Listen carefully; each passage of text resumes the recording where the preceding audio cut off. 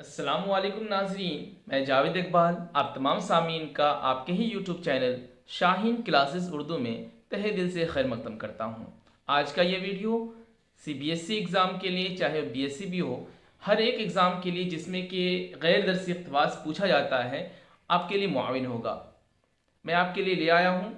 चलिए बिला ताख़ीर शुरू करते हैं, लेकिन शुरू करने से पहले आपसे दरख्वास्त है, जिन सीबीएसई के बच्चों ने अभी तक नोट्स नहीं मंगाए हैं, बहुत लोगों ने मंगा भी लिए हैं, वो तैयारी भी कर रहे हैं, उनकी तैयारी अच्छी भी चल रही है, लेकिन जो हजरात अभी रह गए हैं वो ज़रूर नोट्स मंगा लें। मैंने ऑनलाइन इसका प्राइस रखा है 150 रुपीज़ ओनली, और ये मुझे मेरे व्हाट्सअप नंबर 9534378817 पर आप लोग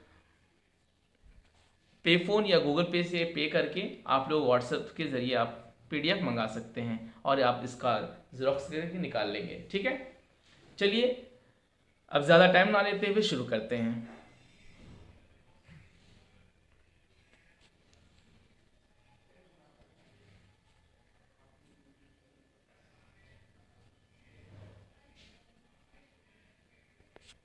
मंदरजा झेल इक़्तिबास को पढ़ें और सवालों का जवाब दें। ठीक है, क्या है इक़्तिबास? कि शहजादी कहती है, हम तो पढ़ने को तालीम समझते थे। क्या समझते थे? पढ़ने को तालीम समझते थे। अब करना आपको ये है कि आपको जो इम्पोर्टेंट चीज़ लग रही है उसको अंडरलाइन कर देंगे। ठीक है, हम पढ़ने को क्या समझते थे? पढ़ने को तालीम समझते थे। आज हमको नई बात मालूम हुई कि पढ़ना और चीज़ है, तालीम और चीज़ है। ठीक है, पढ़ना अलग चीज़ है और तालीम अलग चीज़ है। अशरफुन्निसा दूसरी लड़की है, ये बात कर बोलती है, तालीम में पढ़ना दाखिल है, मगर पढ़ने के साथ अदब व तमीज़ अखलाक की बातें की तालीम ना हो तो पढ़ना बेकार है। यानी तालीम में पढ़ना दाखिल है, तालीम के अंदर क्या है? पढ़ना दाखिल, लेकिन उसके साथ साथ क्या है? पढ़ने के साथ साथ अदब तमीज़ अखलाक की बात तालीम में ना हो तो पढ़ना क्या है? बेकार है। यानी कि तालीम में क्या हो गया? पढ़ना भी है, अदब भी है, तमीज़ भी है, अखलाक भी है। ठीक है, आगे देखते हैं। जिस तरह लाडली ने कलामुल्लाह और मसले की किताबें पढ़ ली, अब नमाज तक नहीं पढ़ती हैं, दिल बहलाने के लिए किस्से कहानी की किताबें पढ़ती हैं, उनको लिखने पढ़ने से कोई फ़ायदा नहीं हुआ। ये हमने पढ़ लिया। तो कलाम पाक भी हमने यहाँ पर जो इम्पोर्टेंट है तो उसको हमने अंडरलाइन कर दिया, कलामुल्लाह। ठीक है, और नमाज क्या पढ़ती हैं? नमाज पढ़ती हैं। इन सब चीज़ों को हमने क्या किया? टिक लगा लिया। अब हम आगे चलेंगे। अब क्वेश्चन की तरफ देखते हैं। नंबर 1 क्वेश्चन है, शहजादी तालीम को क्या समझती है? बोलना समझती थी, पढ़ना समझती थी, पढ़ना और तालीम समझती थी, इनमें से कोई नहीं। तो हम जानते हैं, तो यहाँ पर देख लीजिए, हम पढ़ने को तालीम समझते थे। पढ़ने को क्या समझती थी वो? पढ़ने को तालीम समझती थी। तो पढ़ना, शहजादी तालीम को क्या समझती थी? पढ़ना। तो आपका क्या हो जाएगा? बी राइट आंसर हो जाएगा। ठीक है, तो आपका ए का क्वेश्चन नंबर 1 का बी राइट आंसर हो जाएगा। नंबर 2 में है, अशरफुन्निसा के मुताबिक तालीम में क्या दाखिल है?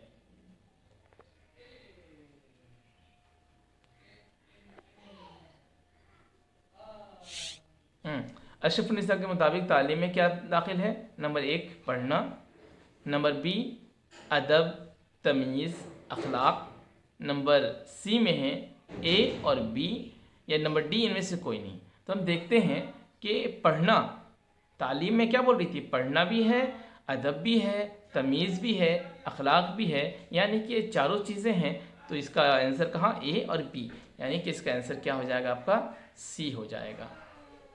ओके, चलिए क्वेश्चन नंबर 3 है, कलामुल्लाह से क्या मुराद है?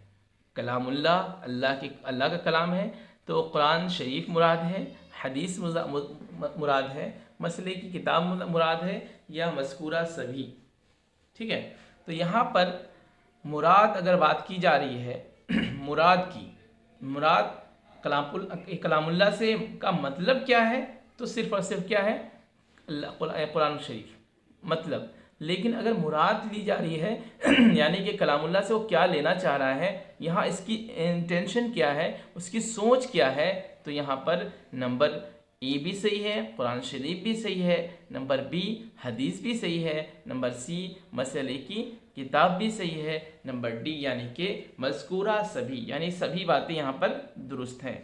यहाँ पर देख लीजिए, आपको यहाँ पर बताया जा रहा है कि कलामुल्लाह मसले की किताबें पढ़ी और नमाज तक नहीं पढ़ती, यानी कि यहाँ पर मसले की किताब कलामुल्लाह वो मसले की किताब यानी कि कलाम पाक पढ़ने के बाद वो नमाज नहीं पढ़ती है, तो यहाँ पर कलाम पाक से सिर्फ अल्लाह कलाम ही मुराद नहीं है, बल्कि कुरान मजीद भी मुराद है, हदीस की किताब भी मुराद है और मसले की किताब भी मुराद है। यानी तीनों चीज़ें एक जगह जमा हो गई हैं, किसमें? कलामुल्लाह से। लेकिन कलामुल्लाह का असल मतलब तो क्या होता है? अल्लाह का कलाम यानी कि कुरान मजीद। लेकिन यहाँ पर इन सेंस क्या होगा? मज़कूरा सभी यानी कुरान शरीफ, हदीस, मसले की किताब सभी। ठीक है। क्वेश्चन नंबर 4 है, जेल में दिए गए दुरुस्त जुमले पर निशान लगाइए। जुमला इनमें से कौन सा सही है उस पर निशान लगाना है, जो गलत है उसको छोड़ देना है। आज क्या है देख लेते हैं। आज हमको नया बात मालूम हुई। नया बात, लफ्ज़ बात क्या है? मुज़क्कर है मुअन्नस। ठीक है। आज हमको नई बाता मालूम हुई, ये भी नहीं होगा। नंबर सी, आज हमको नई बात मालूम हुई, ये सही होता है। देखने से पढ़ने से समझ में आ जाएगा कि कौन सा सही है। नंबर डी, ए और बी दोनों सही। ए तो नहीं है, ना बी सही है, बल्कि सी इसका राइट आंसर हो जाएगा। चलिए क्वेश्चन नंबर 5 में है कि किस्सस का वाहिद क्या है? किस्सस किसका, ये जमा है, इसका वाहिद क्या है? किस्सा है, कहानी है, किस्सों है, या ए और सी दोनों सही है? तो हम जानते हैं किस्सा का जमा किस्सस है, तो किस्सस का वाहिद क्या है? किस्सा है। तो नंबर 5 का ए आपका राइट आंसर हो जाएगा। नंबर 6 में देखिए, जिस्म की अरबी जमा क्या होती है? देखिए, जिस्म की उर्दू जमा तो जिस्मों है, ठीक है, चल जाएगा। लेकिन यहाँ पूछा जा रहा है अरबी जमा, जिस्म की अरबी जमा होती है अजसाम। क्या होती है? अजसाम। चलिए क्वेश्चन नंबर 6 आपका हो गया। अब हम लोग फिर से एक नए पैसेज, आज मैंने आपके लिए 3 पैसेज लाया है। ठीक है। चलिए देखिए, आपका ये क्लास शाहीन क्लासेस उर्दू है, इसको आप लोग ज़रूर सब्सक्राइब ज़रूर कर दें। आपका बिल्कुल कुछ जाता नहीं है, बस एक सब्सक्राइब करना होता है, जिससे मैं मोटिवेट होता हूँ। आप जैसे बच्चों के लिए, तलबा के लिए, स्टूडेंट्स के लिए मैं और ज़्यादा मेहनत करके आपके लिए नई नई चीज़ें और लाता हूँ। ये आपके लिए बहुत हेल्पफुल होगा आपके एग्ज़ाम के लिए। तो ज़रूर सब्सक्राइब करें, लाइक करें। और आपके CBSE आप लोग के स्टूडेंट से ख़ास मैं कह रहा हूँ कि आप जो भी लोग हैं, आप अपने तमाम दोस्तों के साथ, जितने भी आपके स्कूल अलग अलग स्कूल में दोस्त हैं, सभी के साथ ये वीडियो ज़रूर शेयर कीजिए, व्हाट्सएप ग्रुप में भेजिए, ताकि आपके इस तरह और दूसरे लोग भी इससे हेल्प हासिल कर सकें। चलिए, और नोट्स मंगाने के लिए मैंने ये नंबर दे रखा है, इसमें आप लोग मंगा सकते हैं नोट्स। नया अनसीन पैसेज है, लफ्ज़ निहार। आप बोलते हैं निहार, ये फ़ारसी लफ्ज़ है। निहार कौन सा लफ्ज़ है? फ़ारसी लफ्ज़ है। मगर देखिए कि ये फ़ारसी हिंदुस्तानी से ऐसा मिल गया है कि गोया हिंदुस्तानी ही है। ये निहार लफ्ज़ कैसा है? फ़ारसी है, लेकिन ऐसा लगता है कि ये हिंदुस्तानी है। इसकी असलियत नाहार, नॉलेज में ना है, लजहार मकूफ नाहार। इसका असल क्या है? नाहार है। ना माने होता है नफ़ी, नेगेटिव, नहीं के लिए। ना किसके लिए होता है? नहीं के लिए, नेगेटिव के लिए होता है। और हार के माना होता है ग़िज़ा। आहार होटल है ना, हार से बना है। हार, ये वाला लॉकेट वाला हार नहीं, हार माने होता है ग़िज़ा, आहार। चलिए, नाहार यानी कि हो गया, इसका माना क्या हो गया? नाहार यानी नहीं खाया हुआ। क्या मतलब हो गया? नहीं खाया हुआ। हरहान काते, नहीं ये सॉरी बुरहान है, बे है, बुरहानुल काती ये किताब का नाम है, उससे लिया गया है। अब इससे नहारी यानी निहारी तैयार हुई, जो सुबह को निहार मुँह खाई जाती है। नहारी माने सुबह को जो नाश्ता करते हैं उसको क्या कहते हैं? नहारी। और लखनऊ और दिल्ली में ये ख़ास चीज़ हो गई। नहारी एक खाने का आइटम हो गया जिसमें कि गोश्त डला रहता है, उसको कहते हैं नहारी। लेकिन असल मतलब क्या होता है नहारी? जो बाज़ारों में पकी और पकाई बहुत चटपटी मिलती है, यानी कि नहारी एक सुबह का नाश्ता जिसको कि रात के फास्टिंग को ब्रेक करने के लिए खाया जाता है, या फिर सुबह के भूख को हम लोग को रात से सुबह के भूख को ख़त्म करने के लिए जो खाना खाते हैं उसको क्या कहते हैं? नहारी।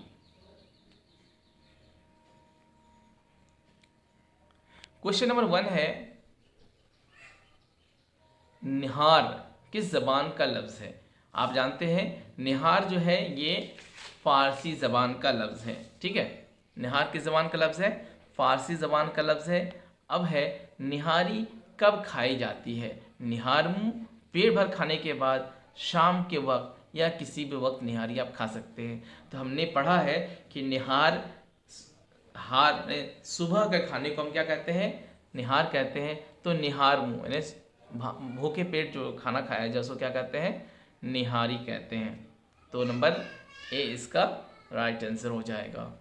क्वेश्चन नंबर 3 में है, सुबह की जिन्स वाज़े कीजिए। यह क्या? सुबह मुज़क्कर जिन्स माने इसका जेंडर जाहिर कीजिए। जिन्स माने जेंडर जाहिर कीजिए, मुज़क्कर है या मुअन्नस है? सुबह के जिन्स वाज़े कीजिए, तज़कीर, तानीस, दोनों, इनमें से कोई नहीं। सुबह हो रहा है या हो रही? आप बताइए।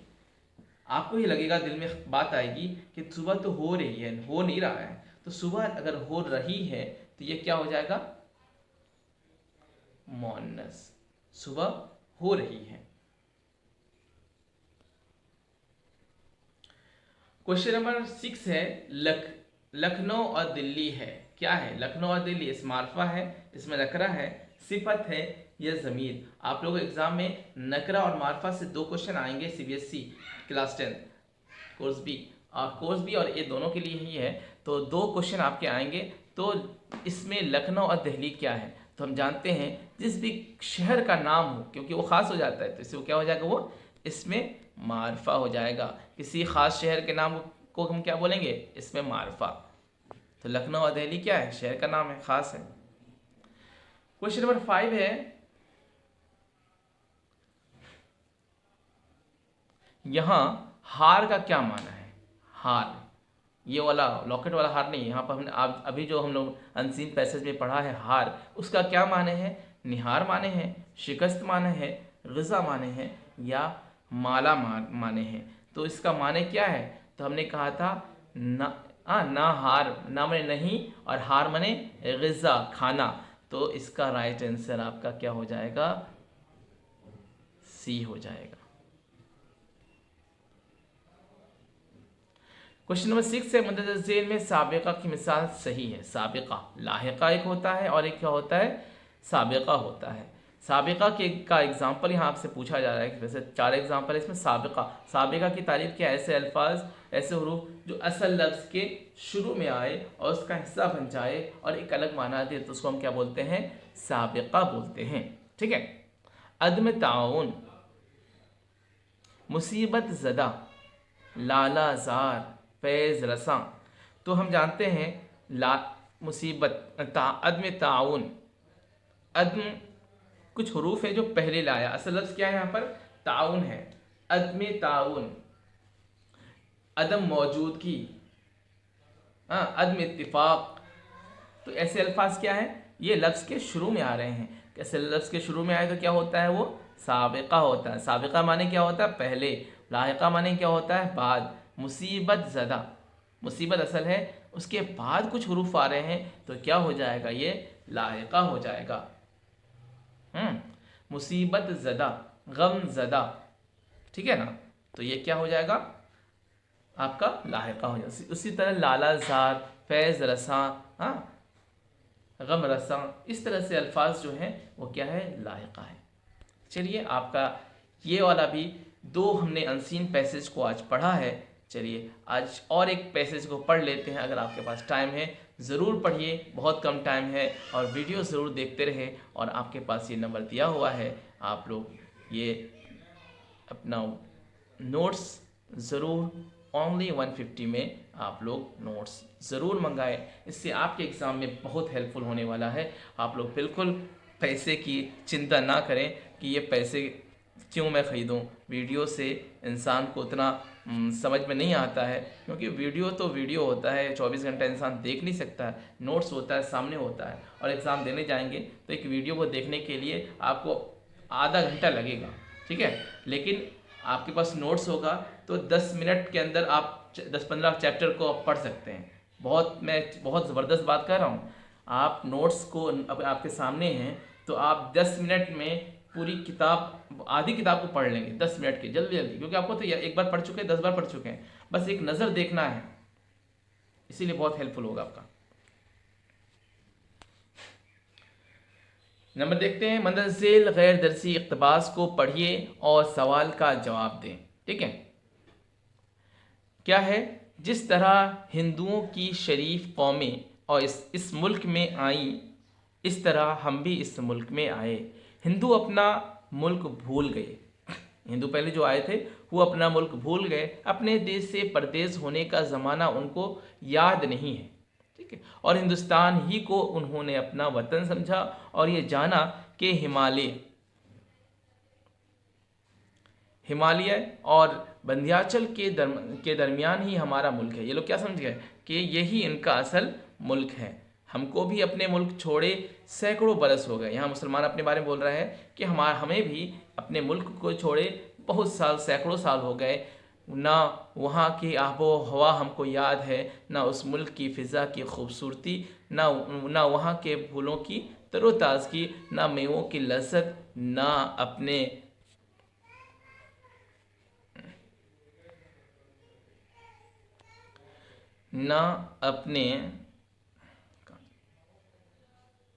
मुक़द्दस रेतीले कंकरीले मुल्क की बरकत। हमने भी हिंदुस्तान को अपना वतन समझा और अपने से पेश कदमों की तरह हम भी इस मुल्क में रह पड़े।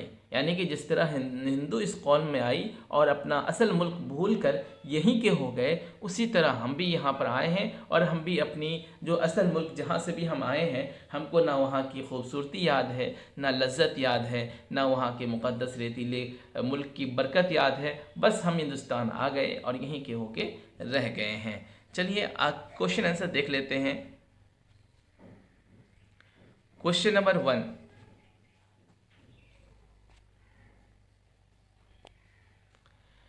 किस कौम को देश से परदेश होने का ज़माना याद नहीं रहा? हिंदू को, मुस्लिम को, यहूदी को या ईसाई को? तो हम जानते हैं हिंदुओं को अपने मुल्क से परदेश होने का वो वक्त, लम्हा याद नहीं है।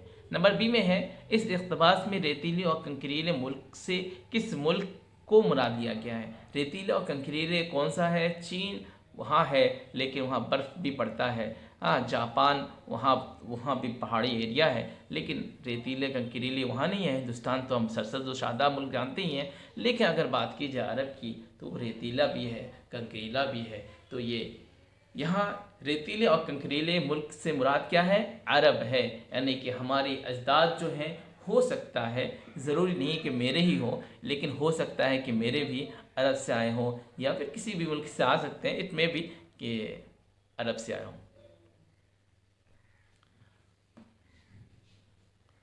औतान और अक़वाम के वाहिद पर निशान लगाइए।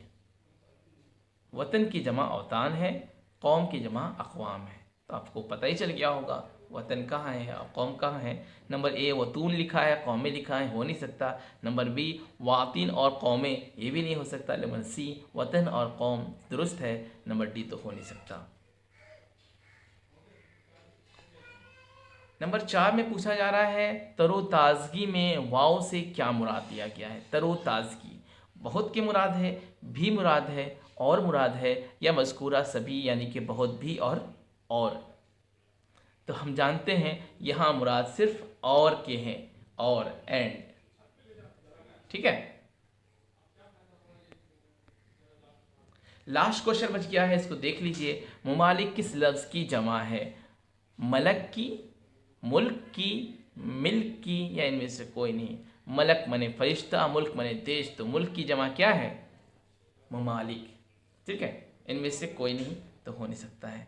तो ये आपका आज का अनसीन पैसेज कंप्लीट हुआ। आपसे उम्मीद है कि आप लोग घर में बहुत ज़्यादा मेहनत करेंगे, और जिन लोगों ने अभी तक नोट्स नहीं मंगाए हैं वो ज़रूर नोट्स मंगा लेंगे और अपनी तैयारी को मुकम्मल और मुस्तहकम करेंगे, और एग्ज़ाम में बहुत अच्छा नंबर लाएंगे। मुझे उम्मीद है आप लोग 40 में 40 ले आएंगे और बहुत अच्छा करेंगे, स्कोर बहुत अच्छा रहेगा। और आपको पता है कि ये जो हमारा नंबर है, और ख़ासतौर हमारा उर्दू जो है सब्जेक्ट, ये आपके स्कोरिंग सब्जेक्ट होता है, आपके स्कोर को बहुत हाई कर पाता है। इसलिए आप लोग बिल्कुल भी पैसे की चिंता ना करते हुए नोट्स मंगाइए और नोट्स को पढ़िए। ठीक है, अस्सलाम, पढ़ाई कीजिए।